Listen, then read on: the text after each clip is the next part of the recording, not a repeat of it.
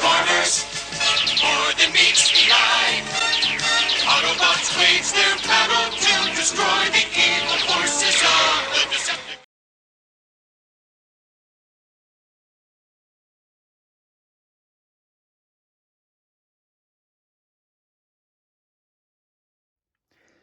Hello everybody, this is Toys R Us. For this special figure showcase, we're going to look at the 1987 Series 4 Autobot Nosecone.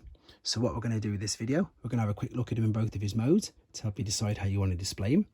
I'll show you all of the accessories that come with him if you want to know if yours is complete. I'll point out things that you need to be aware of if you have to get in one for yourself. We can have a quick look at him combined as part of this giant robot here known as Computron. And as I'm lucky enough to have a couple of different types of packaging, we can have a look at the artwork and the fantastic battle scenes on the back of that. Okay, let's get started. So here he is. This is Nosecone. He is one of 5 members of Technobots, and these all combine to form Computron. He was released in 1987, and he's what's referred to as a Scramble City bot. I'm just moving them out of the way because hopefully you can make out there. It does say Scramble City. In fact, let's bring it closer. You can see it says Scramble City there. Now, this is for a couple of reasons. One is really simple, that in Japan at the time, they were airing a cartoon and it was known as Scramble City, whereas obviously we had the Sunbow cartoons. In Japan, they had Scramble City. And then the other reason, and it's more of a descriptive term rather than a reason, is that because he's what's referred to as a limb bot, he's one of the smaller robots, he can become any leg or any arm. So basically you can scramble up all of the limbs, hence him being a Scramble City robot. Now, because he's a limb bot, that does, however, mean he is very, very basic. Articulation wise, we've got movement in, if we can even say it's the arms, it's just the treads. He doesn't have hands, but he's got a hole there, which is where you can attach the gun. This is his gun. It is quite small, it is quite intricate, there's a little bit of detail on it, but the most important thing you're looking out for is this tab here. Without this tab, it's not going to go into that hole there and you won't be able to use it. So that is something to look out for. There's a screw in the middle there that can sometimes get corroded as well, and I know what I'm about to say is going to sound really sort of silly, but it's imperative that you've got his head if you want to do any combining and of course display him in robot mode. If he's in this mode, you can get away with it completely because it's hidden into the drill part. So the reason I'm saying that is because if you wanted to combine to be a leg, he attaches there at the bottom of the big legs. If you want him to be an arm, the head folds out and you can attach this into the shoulder of the large bot. So as silly as it sounds, this is really, really important unless you just want to display him as a drill. There's not really articulation in the legs. It does move back and forwards, but this is mainly just for the transformation process. So incredibly basic bot, but what I like about these is the color scheme. I think, well, in my opinion, this is the most aesthetically pleasing G1 combiner of the normal Scramble City bots. I'm not encountering the Japanese ones. I just love the look of this. I think he looks brilliant. I like the way that you've got all the weapons sort of attached to him, and I like the fact that you've got the oddity of both him, Nosecone, and Lightspeed are actually facing backwards, which is a bit odd. Obviously Medasaur and everything, all the cars are facing forwards, and the tank on Bruticus, etc., but with these we've got them facing backwards. Something else to be aware of, I'll just point it out for you before we go fully into this, is that there's some Nosecones that were the later produced didn't have the indentation there for the rub sign, so that's something else you can look out for. We might as well look at his alternate mode now, which is, of course, it looks like a Cybertronian drill or excavation vehicle, however you want to refer to it as. And again, it looks quite cool, it looks all right. Stickers are quite important with this. There's a few sticking over the side there just to give it that extra touch. You'll notice here, this is something that I've had in the past really bad experience with. If this is all corroded, it's nigh on impossible to move or to transform him.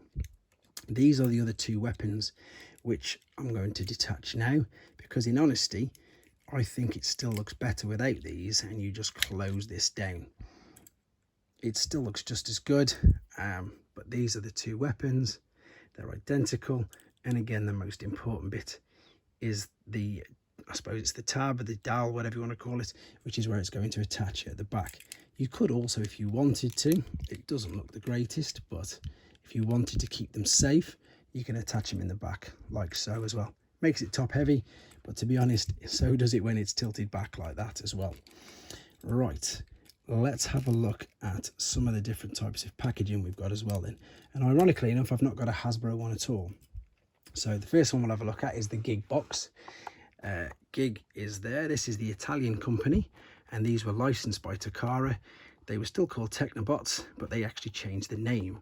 So Nosecone is now known as Argobot, and if you notice, they also called them Transformers. The C stood for Cybertrons, which was Autobots, and his reference number is 87. Now if we spin it around, we've got the lovely battle scene. It's actually the 86 battle scene, and it's the two Titans. So there's Metroplex here, and Trypticon's just coming into the top there.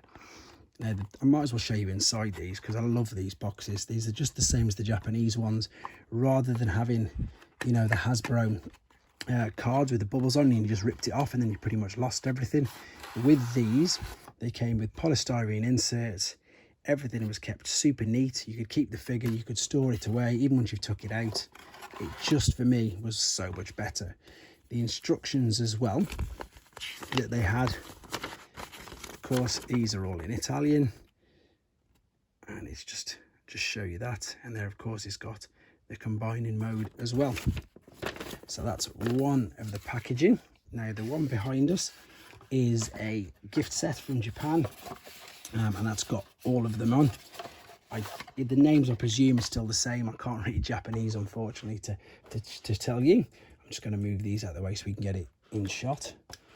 And if I move this forward, so the interesting thing that you'll see that they do with the gift sets is they give them the actual combiner, which I suppose they should do because it's a robot in his own right, his own number. So we already know that 87 is Nosecone. There it is. We've got 88, that's Straff at the top there. There we go. 89 is Lightspeed. 90 is Afterburner. And, oh, we missed out 86, who of course is Scattershot. 91 is Computron. And if we spin it round, we've got a much bigger, much more beautiful. It's a beautiful picture, that is. There is the picture of the Titans in their base modes, and there is the tech specs for all 6 of the bots.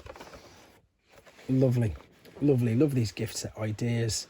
I think they should do more of them, to be fair. Again, I think with Combiner Wars, which these guys were reissued with, I know that in Japan they did the Unite Warriors with the lovely boxes, and you could get the gift sets then as well.